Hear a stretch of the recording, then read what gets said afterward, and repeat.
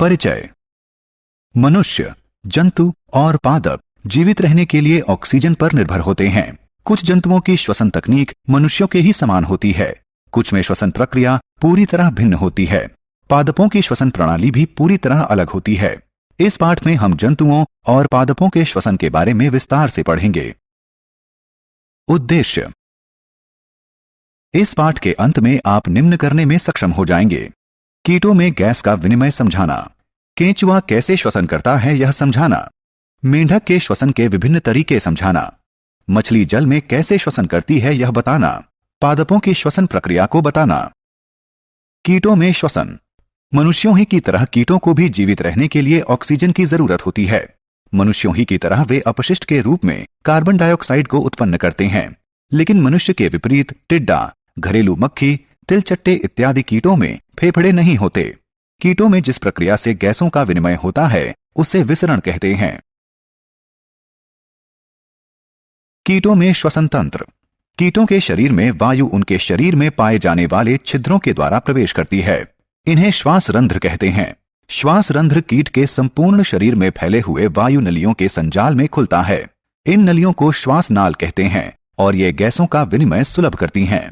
कोशिकाओं तक ऑक्सीजन श्वास नाल तंत्र के माध्यम से पहुंचती है और कोशिका से श्वास नाल तंत्र के माध्यम से कार्बन डाइऑक्साइड से लेकर श्वास रंध्रों से कीट के शरीर से बाहर निकल जाती है। केंचुए में श्वसन। केंचुए जैसे कीटों में फेफड़े नहीं होते, न ही उनके पास नाक होती है। वे अपनी त्वचा से श्वसन करते हैं। वे वायु और मृदा से ऑक्सीजन ग्रहण करते हैं।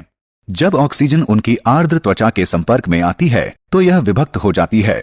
यह छोटी छोटी रक्त वाहिनियों के माध्यम से ग्रहण होती है और पूरे शरीर में संचारण करती है। यही रक्त वाहिकाएं कार्बन डाइऑक्साइड को त्वचा से बाहर निकालने के लिए ले जाती हैं। ऑक्सीजन के प्रभावी ग्रहण के लिए केंचुए अपने शरीर को आर्द्र रखते हैं। मेंढक में श्वसन। मेंढक में मनुष्यों के समान ही फेफड़े होते हैं। वे अपने फेफड़े का प्रयोग श्वसन के लिए करते हैं, लेकिन उनके फेफड़े ज्यादा विकसित नहीं होते, इसलिए वो दो प्रकार के श्वसन का प्रयोग करते हैं। एक मुख श्वसन और दूसरा त्वचीय श्वसन। मुख श्वसन में ऑक्सीजन ग्रहण की जाती है और इनके मुख में स्थित रक्त वाहिनियों के माध्यम से कार्बन डाइऑक्साइड बाहर निकल जाती है। इस प्रक्रम के दौरान फेफड़े का रास्ता बंद रहता है। त्वचीय श्वसन में ऑक्सीजन त्वचा पर स्थित रक्त वाहिनियों के माध्यम से अवशोषित की जाती है। यह श्वसन तभी प्रभावी होता है जब त्वचा आर्द्र हो।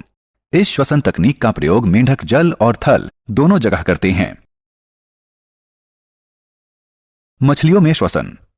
क्योंकि मछली एक जलीय जीव है, इसका श्वसन तंत्र थलीय जंतुओं से भिन्न होता है। मछली के पास गलफड़ यानी गिल होते हैं जो इसे जल में श्वसन करने में सहायक होते हैं। अतः मछली को श्वास लेने के लिए जल की सतह पर आने की कोई बाध्यता नहीं होती। वे ऑक्सीजन युक्त जल को अपने मुंह में लेती हैं और उसे गलफड़ के पास भेज देती हैं। गलफड़ में रक्त वाहिनियां स्थित होती हैं जो ऑक्सीजन को ग्रहण कर लेती हैं और कार्बन डाइऑक्साइड को जल में त्याग देती हैं। ऑक्सीजन विहीन जल फिर गलफड़ के माध्यम से शरीर से निकाल दिया जाता है। पादप और श्वसन। पादपों में श्वसन दो रूपों में होता है। एक, जब पादप के रंध्र ऑक्सीजन ग्रहण करते हैं और कार्बन डाइऑक्साइड निर्मुक्त करते हैं। ये रंध्र पादप के संपूर्ण शरीर पर उपस्थित होते हैं, यहां तक कि जड़ों में भी। दूसरा, जब प्रकाश संश्लेषण होता है। श्वसन के इस रूप में पादप कार्बन डाइऑक्साइड ग्रहण करते हैं और ऑक्सीजन निर्मुक्त करते हैं।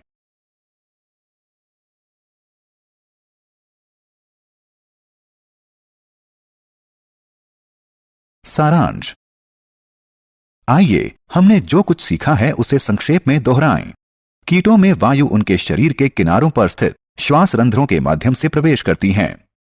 केंचुआ अपनी त्वचा के माध्यम से गैसों का विनिमय करता है। मेंढक के पास मनुष्यों के समान श्वसन के लिए एक जोड़े फेफड़े होते हैं। उनकी त्वचा आर्द्र और श्लेष्मीय होती है।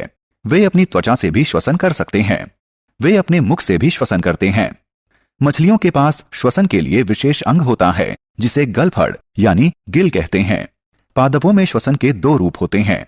एक रूप में ऑक्सीजन ग्रहण की जाती है और कार्बन डाइऑक्साइड निर्मुक्त की जाती है। दूसरे रूप में कार्बन डाइऑक्साइड ग्रहण की जाती है और ऑक्सीजन निर्मुक्त की जाती है।